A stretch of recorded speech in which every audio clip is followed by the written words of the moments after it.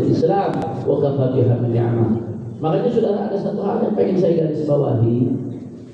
Baik ya, kehidupan pribadi atau kehidupan berkeluarga atau kehidupan bermasyarakat atau kehidupan bernegara sekalipun, begitu melanggar aturan Allah, kita yang rugi. Kita yang rugi, saudara. Bukan syariat yang dirugikan, syariat tidak pernah dirugikan. Tapi kita sendiri yang rugi, karena pasti akan ada mafsadat, keburukan yang ditabrak, saudara.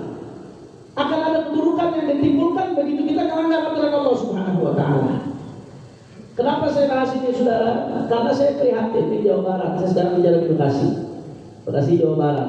Saya punya kewajiban untuk menyampaikan ini, karena besok saya akan ditanya di hadapan Allah Subhanahu wa Ta'ala kalau saya nggak nyampaikan ini, saudara.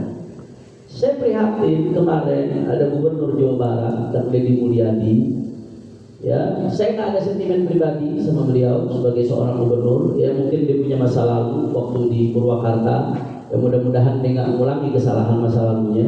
Mudah-mudahan dapat bimbingan dari Allah Subhanahu wa Ta'ala. Saya nggak ada sentimen pribadi, nggak ada urusan pribadi, saudara. Cuma kemarin ada satu kebijakan. Ya, kalau kebijakan dia ada yang baik, kita bilang baik, yang buruk kita bilang buruk. Nah, kemarin ada satu wacana. Jadi dia menggodok wacana bagaimana supaya penerima bansos, kalau penerima bansosnya laki-laki, dia harus melakukan KB vasektomi. Apa artinya KB vasektomi untuk penerima bansos nih? Penerima bansos berarti orang yang ekonominya kurang baik, sehingga dia layak menerima bansos, bantuan sosial. Syaratnya dia mau bikin, dia lagi mau digodok nih. Bagaimana caranya kalau penerima bansos yang laki-laki mesti melakukan KB vasektomi? Apa itu KB vasektomi, Habib? Perhatikan baik-baik. Ya, yang namanya KB, upaya untuk membatasi daripada reproduksi keturunan. Ada namanya KB vasektomi buat laki-laki. KB macam-macam. Ada yang sifatnya permanen, ada yang nggak permanen. Ada yang sifatnya permanen, udah selamanya kita punya anak. Di antaranya ada namanya KB vasektomi. KB vasektomi itu ya berdasarkan yang saya baca di berbagai literatur. Jadi antara caranya salah satunya itu saluran yang menyalurkan, mohon maaf, air mani dari laki-laki itu salurannya putus. Beda sama kebiri. Kalau kebiri syahwatnya dibikin hilang, udah nggak ada syahwat lagi kalau kebiri. Kalau ini enggak, syahwatnya tetap ada, cuma mohon maaf, saluran air maninya diputus. Sehingga walaupun dia bisa berhubungan, udah nggak bisa punya anak lagi. Itu namanya KB vasektomi, saudara. Bisa balik lagi apa enggak? Permanen apa enggak? Katanya ada teknologi, namanya vasostomi. Nah, ribet banget itu. Vasostomi atau reversal vasektomi. Itu operasi buat membalikin lagi. Cuma tetap di berbagai jurnal kedokteran menyebutkan nggak ada jaminan dia bisa benar-benar balik. Bahkan semakin lama vasektomi itu dilakukan, kemungkinan baliknya semakin kecil, kemungkinan normalnya semakin kecil. Itu satu, saudara. Jadi tidak ada satupun jaminan KB vasektomi laki-laki bisa normal lagi, punya anak lagi. Nggak ada jaminan itu, saudara. Itu satu yang pertama. Bahkan semakin lama itu dilakukan, jaraknya semakin jauh antara proses pemutusan, mohon maaf, saluran mani kepada proses pengembaliannya lagi. Makin lama itu dilakukan, kemungkinan itu laki bisa punya anak makin kecil. Saya mau tanya, ini bahaya apa enggak? Ya. Itu satu. Yang kedua, andai kata pun bisa, masih sedikit rumah sakit yang bisa melakukan itu. Andai kata pun ada, biayanya tidak sedikit, saudara. Itu di Amerika berdasarkan beberapa literatur. Orang kalau mau melakukan vasostomi, dia mengembalikan kembali saluran mani yang udah putus itu biayanya antara $5.000 sampai $10.000. Itu biaya buat balikinnya lagi tuh. $1.000 sekarang sekitar 16 jutaan. Nah, berarti kalau $10.000 sekitar 160 jutaan. Ini antara 5.000 sampai, mohon maaf, sampai 15.000, antara segitu biayanya. Berarti sekitar antara 100 jutaan sampai 200 jutaan lebih. Itu biaya buat kembaliinnya lagi. Nah, sekarang bagaimana ceritanya buat terima bansos saja seberapa, terus diputusin saluran mani ya. Kalau suatu saat dia punya anak lagi, mesti disambung lagi, biayanya gila-gilaan. Saya mau tanya, ini kira-kira ini begini bikin solusi atau bikin masalah? Solusi atau masalah? Kenapa jadi masalah? karena melanggar syariat. Emangnya apa sih hukum vasektomi dalam syariat? Emang dibahas, saudara. Lembaga-lembaga fatwa baik nasional atau internasional sudah bahas masalah ini. Lembaga fatwa internasional, diantaranya ada Qaror Majma' Fiqh Islami. Itu Qaror Majma' Fiqh Islami disebutkan di Forum Fikih Internasional. Disebutkan yahrumu isti'salul qudrah 'ala al-injab lirrajuli aw al-mar'ah wa huwa ma yu'rafu bil-'iqab aw at-ta'qib ma lam tad'u ila dhalika ad-daruratu bi ma'ayiniha asy-syar'iyyati. Keputusan Forum Fikih Internasional haram hukumnya steril. Anak-anak perempuan juga ada steril. Kalau perempuan disebutnya tubektomi. Haram melakukan steril, dihilangin kemampuan buat reproduksi, buat hamil dihilangin sepenuhnya. Kalau buat perempuan steril, buat laki-laki vasektomi. Vasektomi buat laki-laki, perempuan tubektomi. Dua-duanya masuk kategori steril. Pokoknya kemampuan hamil dihilangin secara permanen, nggak bisa dibalikin lagi. Itu hukumnya haram, nggak boleh kecuali kalau darurat. Misalkan dokter bilang di perempuan kalau nggak dibikin steril nih, ini bisa mati nih. Ini bisa ada kanker di rahimnya dia. Kalau sampai dia hamil bisa parah. Dokter yang hikoh, yang terpercaya mengatakan begitu, itu nggak apa-apa. Itu darurat namanya, saudara. Tapi selama nggak seperti itu nggak boleh. Yang namanya menghilangkan kemampuan untuk reproduksi secara permanen sampai nggak bisa balik lagi, haram. Kira-kira jelas nggak? Kenapa kok bisa haram, Habib? Karena Rasulullah Sallallahu Alaihi Wasallam dalam hadis yang sahih, Rasulullah Sallallahu Alaihi Wasallam naha 'anil ikhtisar. Nabi Sallallahu Alaihi Wasallam itu melarang kebiri. Kenapa kebiri dilarang? Sama ulama digali. Kenapa kebiri dilarang? Satu, menghilangkan syahwat. Padahal syahwat itu fitrah manusia. Yang penting disalurkannya ke cara yang benar. Yang kedua, ini yang lebih fatal, karena menghilangkan kemampuan reproduksi. Makanya kebiri dilarang oleh Nabi Sallallahu Alaihi Wasallam. Sedangkan syariat itu salah satu tujuannya hifdzun nasl. Kenapa syariat memerintahkan untuk nikah? Kenapa syariat mengatur hukum yang berkaitan dengan nikah? Karena syariat menginginkan supaya ada proses reproduksi. Manusia itu punya anak, anaknya punya anak lagi, anaknya punya anak lagi. Itu diperintahkan oleh syariat, saudara. Kalau kebiri dilakukan, proses reproduksi di stop. Ini dilarang oleh syariat. Makanya dilarang sama Nabi yang namanya kebiri. Dari sini ulama ambil kesimpulan, oh kata ulama, berarti setiap upaya untuk menyetop proses reproduksi, setiap upaya untuk menyetop secara permanen proses reproduksi diharamkan oleh syariat. Itu kesimpulan yang ditarik oleh ulama dari larangannya baginda Nabi besar Muhammad SAW, termasuk vasektomi tadi itu. Mohon maaf, putusin saluran mani. Termasuk tubektomi, steril, perempuan dihilangkan secara keseluruhan kemampuan reproduksinya, padahal dia masih mampu dan lain sebagainya. Itu dilarang oleh syariat. Kecuali yang tak permanen, itu ada hukumnya sendiri. Saya nggak bahas, saudara. Tapi yang saya bahas sekarang yang permanen. Dan ulama di Indonesia juga udah bahas. Kalau kita lihat MUI 3 kali ngeluarin fatwa masalah ini, saudara. Yang pertama fatwa MUI tahun 1979. Ini fatwa MUI tahun 1979 tentang vasektomi dan tubektomi. Pada saat itu yang bikin makalahnya Kiai Haji Rahmatullah Siddiq, guru saya. Saya belajar di Al-Falah, SD, SMP, MI, MTS, pendirinya Kiai Haji Rahmatullah Siddiq alaihi rahmatullah. Jadi buat syekhu masyayikhi, guru dari guru-guru saya. Kemudian di antara pemakalannya almarhum Kiai Haji Syafi'i Hadabi, guru daripada gurunya orang Betawi. Kemudian kita dapat keberkahan beliau insyaallah.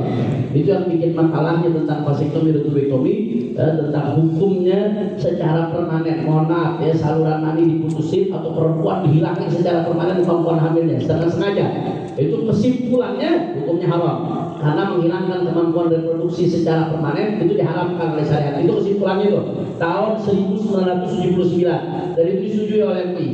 Kemudian ini dibahas lagi tahun 2009 ketika ada istimewa ulama Komisi Fatwa se-Indonesia. Kesimpulannya sama lagi-lagi, vasektomi, tubektomi hukumnya haram kalau dihilangkan kemampuan untuk hamil secara permanen baik dari laki-laki atau perempuan, kemampuan reproduksi dihilangkan secara total, haram. Terakhir baru MUI tahun 2012 mempertimbangkan lagi. Pertimbangannya bukan karena hukum berubah, bukan, karena teknologinya berubah. Akhirnya ada kedokteran menemukan cara untuk nyambung kembali, tapi caranya sulit. Akhirnya di situ tahun 2012 MUI baru keluarkan fatwa pakai catatan. Kata MUI apa yang hukumnya terharam, nggak berubah.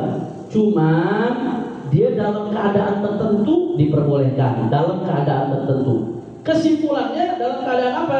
Ya kalau ada tujuan yang nggak melanggar syariat, kemudian nggak menimbulkan kemandulan permanen, ada jaminan dapat dilakukan rekanalisasi nyambung kembali itu, dapat mengembalikan yang sudah diputus, tidak menimbulkan bahaya mudarat dan tidak dimasukkan ke dalam program pemerintah. Itu syarat itu. Jadi MUI terakhir ngebolehin kalau nggak diprogramin. Kalau dijadiin program nggak boleh, haram saudara. Dijadiin program, ini bukan jadi program lagi, apa jadi syarat bansos. Kalau orang mengambil bansos, mesti bikin mandul dulu, jangan punya anak dulu. Terus kalau dia belum punya anak, bagaimana dia nggak mampu menerima bansos? Atau dia baru punya anak satu, bagaimana dia mau punya anak lagi?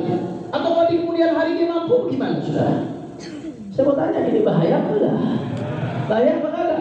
Makanya saya mengatakan, tolong, saya nggak ada sentimen pribadi, saya nggak ada urusan yang baik kita bilang baik, yang buruk kita bilang buruk, saudara. Tapi kalau sudah berkaitan dengan seperti ini udah melanggar syariat, ini udah nyenggol daripada fatwa di Majelis Ulama Indonesia, dan ini berbahaya buat umat. Cari solusi lain. Apa nggak ada solusi lain? Masa orang nggak mampu disuruh mandurin solusinya, saudara? Orang nggak mampu itu, orang susah solusinya bikin lapangan kerja. Betul apa enggak? Orang nggak mampu itu solusinya berantas korupsi. Yang korupsi sikat-sikatin, itu yang bikin orang jadi miskin. Orang nggak mampu itu solusinya pendidikan ditingkatin, bukan dibikin mandul, saudara. Kira-kira sampai sini jelas apa enggak? Makanya saya mau tanya, jawab yang kompak. Orang Bekasi sebagai warga Jawa Barat, saya nyampe ini cuma di 2 tempat dari kemarin, di Megamendung karena Jawa Barat, sama di Bekasi Jawa Barat. Saya berkewajiban menyampaikan ke saudara. Kira-kira kalau ada wacana seperti ini, syarat terima bansos harus lakinya dibikin mandul dulu. Kira-kira terima atau tolak? Orang kompak terima atau tolak? Kalau tetap dipaksakan, diamkan atau lawan? Diamkan atau lawan? Takbir! Sallu ala Nabi. Kalau tetap paksain, nggak usah main bansos, saudara. Rezeki dari Allah, bukan dari dia. Betul apa enggak? Masya Allah. Makanya saya kadang-kadang, ya Allah, ini mindset ya, yang bikin susah tuh banyak anak. Ini mindset seperti ini nih sebenarnya sudah dibantah oleh Al-Quran. Di Al-Quran Allah Subhanahu wa taala berfirman, "Wa la taqtulu auladakum khasyata imlaq. Nahnu narzuquhum wa iyyakum." Orang dulu suka bilang, banyak anak banyak rezeki. Orang dulu ngomong begitu. Itu omongan orang dulu tuh, orang-orang tua itu bukan sembarangan tuh. Itu omongan berbasis ayat Al-Quran. Allah yang bilang dalam Al-Quran, "Wa la taqtulu auladakum khasyata imlaq." Jangan kalian bunuh anak-anak kalian karena takut miskin. Jadi jangankan anak udah lahir, belum lahir, belum mulai dan mau diputusin. Jangan kalian bunuh anak-anak kalian karena takut miskin. Apa kata Allah lanjutannya? Nahnu narzuquhum wa iyyakum. Kami yang kasih mereka rezeki dan kalian semua. Perhatiin ayatnya, yang Allah sebut rezeki anak dulu baru rezeki bapak, saudara. Nahnu narzuquhum wa iyyakum. Kami, kata Allah Ta'ala, yang kasih mereka anak-anak kalian rezeki dan kamu. Rezeki anak dulu yang disebut sama Allah, baru rezeki orang tuanya, saudara. Artinya rezeki itu udah yang nanggung. Dan berapa banyak kalau kita lihat orang-orang yang sekarang sukses, kaya raya, ketika baru kawin hidupnya susah, hidupnya pas-pasan. Saya juga ngerasain waktu baru nikah, kuliah di Hadramut, hidup pas-pasan, berduaan, seadanya, saudara. Cuma di rumah ada kasur 1 biji doang, almari kecil, hidup seadanya. Semua ngerasain masa-masa susah. Habis itu alhamdulillah Allah bukain pintu rezeki. Siapa yang tahu rezeki dari Allah? Orang-orang yang sukses itu berapa banyak yang dulunya susah, yang dulunya pas-pasan, sekarang pada sukses. Biasanya yang kaya, benar-benar kaya, biasanya awalnya mulainya dari nol, saudara. Yang sukses benar-benar sukses, awalnya biasanya mulainya dari susah. Terus yang begitu mau dibikin mandul dari awal. Habis itu kalau usah punya anak. Kalau ngasih solusi itu jangan solusi yang menimbulkan masalah baru, apalagi masalah yang lebih besar. Jangan. Cari solusi yang jelas, yang betul-betul solutif, tanpa menimbulkan masalah baru, apalagi nyenggol syariat baginda Nabi besar Muhammad. Ini kan Indonesia, ini bukan negara Islam. Indonesia nggak pakai syariat. Itu warga Jawa Barat mayoritas orang Islam. Orang Islam umatnya Rasulullah Sallallahu Alaihi Wasallam, berarti mesti tunduk kepada syariatnya Rasulullah.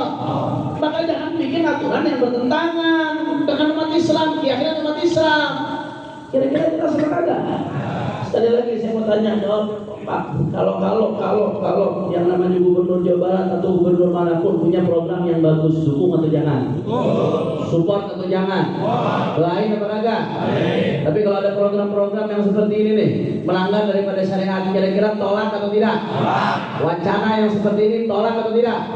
Diamkan atau lawan? Kalau diancam, nanti kalau nggak vasektomi misalkan nggak dapat bansos, biarin apa kagak? Biarin apa kagak? Mendingan kita nggak dapat bansos sekali dua kali daripada proses dan reproduksi yang Allah kasih harus diputus. Ta'udzubillah min. Mudah-mudahan yang sedikit ini bermanfaat dan mudah-mudahan Allah bahagiakan kita dari dunia sampai akhirat. In uridu illa al-islah mastata'tu. Apa yang saya sampaikan tidak lain dan tidak bukan nasihat buat diri saya dan nasihat buat orang-orang yang saya cintai, biar kita dapat rahmat dan barakah dari Allah Subhanahu wa taala.